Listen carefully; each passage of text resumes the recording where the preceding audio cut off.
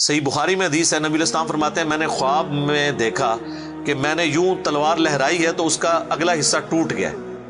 تو میں نے اس کی تعبیر کی ہے کہ احد میں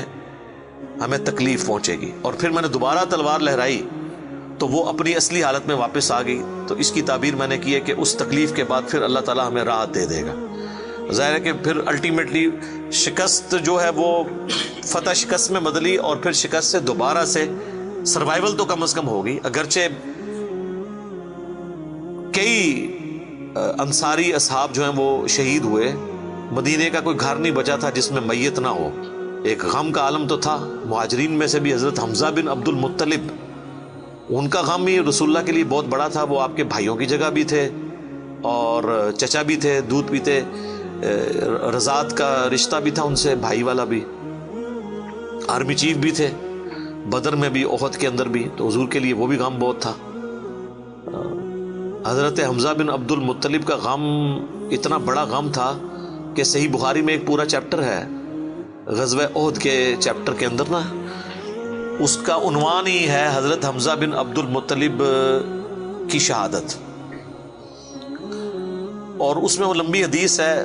وحشی کے بارے میں۔ دو تابعین جو ہے وہ وحشی کو ملنے کے لیے جاتے ہیں، وہ شام میں شفٹ ہو چکے ہوتے ہیں، اور ان سے جا کے حضرت حمزہ کا قتل کے بارے میں پوچھتے ہیں، تو وحشی بتاتے ہیں کہ جی میری یعنی ڈیوٹی لگائی گئی تھی جبیر بن مطعم کی طرف سے۔ خیر وہ جبیر بن مطعم بعد میں وہ بھی مسلمان ہو گئے، وہ بھی صحابی ہیں، اور ہند جو بیوی تھی ابو سفیان کی، اس نے اپنے باپ کا بھائیوں کا بدلہ لینا تھا، تو وہ کہتے ہیں میں ایک پتھر کے پیچھے چھپ گیا اور میں انتظار میں رہا کہ میں موقع ملتے ہی، سامنے آ کے وہ نہیں لڑا، اس نے چھپ کے جو ہے نا وہ نیزے کا وار کیا، اور وہ کہتے ہیں ناف والی جگہ پہ میں نے نیزہ مارا اور وہ آر پار ہو گیا، اس کی وجہ سے حضرت حمزہ کی ڈیتھ ہو گئی۔ اور پھر کہتے ہیں میں جب مسلمانوں کو اللہ نے غلبہ دیا تو میں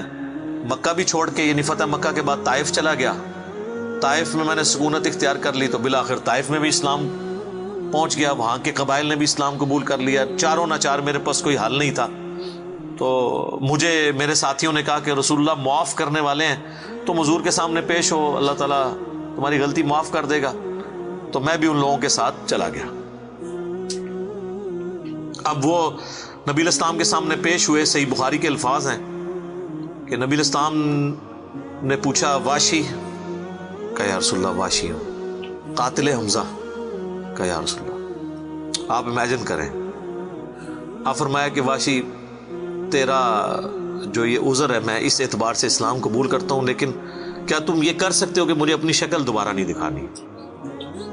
اچھا یہ حضور کا ہی حوصلہ تھا، ادروائز تو اس کا گاٹا اترنا چاہیے تھا، ٹھیک ہے، کیونکہ اب جب کہ غلبہ اسلام کا ہو گیا اس کے بعد اسلام قبول کرنا، لیکن حضور کی شفقت تھی۔ لوگ اگلے جملے کو تو دیکھتے ہیں کہ حضور نے کہا مجھے شکل نہیں دکھانی، اور وہ یعنی سمجھتے ہیں کہ شاید حضور نے سختی کی ہے یا ایک فنیٹک اپروچ ہے، ایسا نہیں ہے۔ آپ دیکھیں کسی کی جان بخشی ہو گئی ہے، یہ چھوٹی بات ہے۔ تو اس پہ میں اکثر جملہ بولا کرتا ہوں کہ چچا سے زیادہ انسان کو اپنی اولاد سے محبت ہوتی ہے۔ قاتلین حسین جو ہیں، قاتلین حسن ہیں، ان کے ساتھ قیامت کے دن رسول اللہ کا کیا ایٹیچیوڈ ہوگا ایز کمپیئر ٹو قاتلین حمزہ ابن عبد المطلب۔ کوئی شخص دنیا میں کہہ سکتا ہے کہ جی مجھے اپنے چچا سے اپنی اولاد سے بھی بڑھ کے محبت ہے، تو اس کا تو ذہنی توازن بگڑا ہو تو لادہ بات ہے، یہ جھوٹ بول رہا ہوگا۔ تو یہ کربلا جو ہے یہ کوئی چھوٹی چیز نہیں میرے بھائیوں، اور اس سے یہ بھی پتا چلا کہ غم کبھی بھی ہلکا نہیں ہوتا۔ فتح مکہ کے بھی بعد کی یہ بات ہے، یعنی حضرت حمزہ کی شہادت کو کم از کم 5 سال تو گزر چکے تھے۔ 3 ہجری میں غزوہ احد ہوئی ہے اور 8 ہجری میں فتح مکہ، اس کے بھی بعد کا واقعہ ہے، یہ 8 کا بھی ہو سکتا ہے 9 کا بھی، چلو کم از کم بھی 5 سال۔ کسی نے حضور کو مشورہ نہیں دیا کہ سوگ تو 3 دن تک ہوتا ہے، لیکن یہ سوگ حمزہ نہیں تھا، یہ غم حمزہ تھا۔ ہم اختلاف کرتے ہیں سوگ حسین سے، غم حسین تو قیامت تک جاری رہے گا، جس میں یہ پیٹنے والا ماتم والا معاملہ نہ ہو، بلکہ حسین علیہ السلام کی اس دعوت کو یاد کیا جائے۔ خیر حضرت وحشی کہتے ہیں، ظاہر ہم تو ان کا احترام سے نام لیں گے، صحابی تو ہیں، وہ کہتے ہیں کہ مجھے پوری زندگی اس بات کا غم تھا اور میں اللہ سے دعا کرتا تھا کہ اللہ مجھ سے نہ کوئی بڑا کام کروانا ہے۔ تو بخاری کے الفاظ ہیں، وہ کہتے ہیں جب مسیلمہ کذاب نے دعوی نبوت کیا تو میں نے اللہ سے دعا مانگی کہ اللہ میں نے اسلام کے سب سے بہترین شخص کو قتل کیا تھا، یعنی حمزہ کو، اس میں کوئی شک نہیں ہے، میرا تو اجتہاد ہے، اگر حضور کی وفات کے وقت حضرت حمزہ زندہ ہوتے نا تو پہلا خلیفہ حضرت حمزہ نے بننا تھا، کیونکہ خلفائے راشدین جب موجود تھے، جب تک خلیفہ راشد نہیں وہ بنے تھے ابو بکر، عمر، عثمان و علی، ان کی موجودگی میں بھی حضور نے اپنا آرمی چیف حضرت حمزہ کو بنایا ہوا تھا۔ بدر میں حضرت ابو بکر، عمر، عثمان و علی میں سے تو کوئی نہیں تھا حضور کی طرف سے آرمی چیف،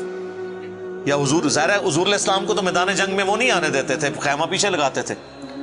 احد میں تو چونکہ کافر آپ کے خیمے تک پہنچ گئے نا، اس لیے پھر آپ کو فرنٹ سے لیڈ کرنا پڑا، ادروائز بدر و احد میں آپ خود آگے جا کے نہیں لڑے۔ اور حنین کے موقع پر بھی 12,000 کا لشکر تھا اور صرف 80 بندے رہ گئے تھے، صحیح بخاری میں آتا ہے 12,000 میں سے، اور حضور اکیلے آگے جا رہے ہیں۔ اور پھر آپ کی دلیری کی وجہ سے آپ نے، بخاری کے الفاظ ہیں، آپ نے زمین سے یوں مٹھی بھری مٹی کی اور یوں کافروں کی طرف بھیجی، اور قرآن میں اس کا ذکر ہے وَمَا رَمَيْتَ إِذْ رَمَيْتَ وَلَكِنَّ اللَّهَ رَمَىٰ، اے نبی جب تم نے وہ کنکریاں پھینکی تھی وہ تم نے تو نہیں پھینکی تھی، وہ تو اللہ نے پھینکی تھی، بس وہ مبارک ہاتھوں کی برکت تھی۔ جب آپ نے یوں مٹی پھینکی تو سامنے جو قبیلہ حوازن کے لوگ جن کے تیروں کا مقابلہ کوئی نہیں کر سکتا تھا، ہر ایک کی آنکھ تک وہ کنکر پہنچا، وہ اندھے ہو گئے، اور حضور فرنٹ سے لیڈ کرتے ہوئے انا النبی لا کذب، میں نبی ہوں اس میں کوئی شک نہیں، میں عبد المطلب کا بیٹا ہوں اس میں کوئی شک نہیں، یہ آپ علیہ السلام یہ اشعار پڑھتے ہوئے آگے گئے۔ تو نبی صلی اللہ علیہ وآلہ وسلم کے لیے حمزہ ابن عبد المطلب کی بڑی اہمیت تھی۔ تو اب واشی کہتا ہے جب مسیلمہ کذاب نے دعوی نبوت کیا تو میں نے اللہ سے دعا مانگی۔ دیکھیں اللہ تعالیٰ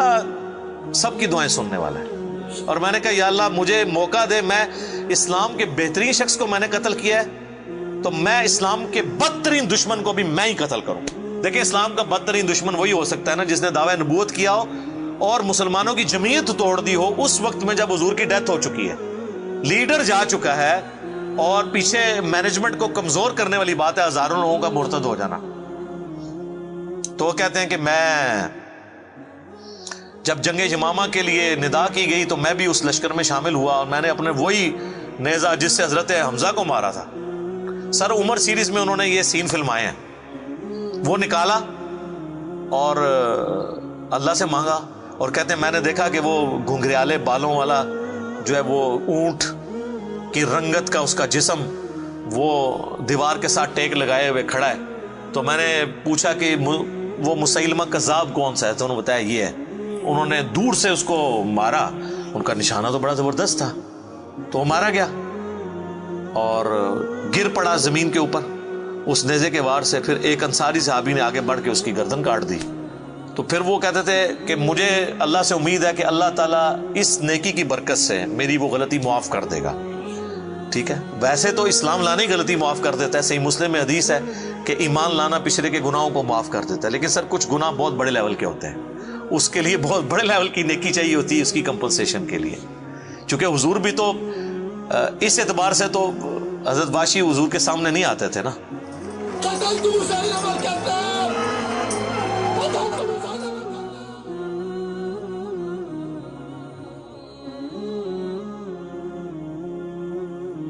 اور یہ کتنی بڑی ان کے لیے تکلیف دہ چیز تھی کہ جس نبی کا کلمہ پڑھا ہے وہ کہہ رہے ہیں مجھے شکل نہیں دکھانی۔ آپ اس تکلیف کو سوچ سکتے ہیں۔ ہاں اب میں یہ سمجھتا ہوں، اللہ سے امید کرتا ہوں کہ قیامت والے دن حضرت واشی حضور کے سامنے اس اعتبار سے پیش ہو سکتے ہیں کہ مجھ سے یہ غلطی ہوئی تو یا رسول اللہ دیکھیں آپ کے سب سے بڑے دشمن کو بھی میں نہیں قتل کیا، تو یہ بہت بڑی سعادت ان کو ملی۔ رضی اللہ عنہم اجمعین وعلیہم السلام۔ صلاۃ بر محمد وآل محمد، اللہم صلی علی محمد وعلی آل محمد واصحابہ اجمعین الی یوم الدین۔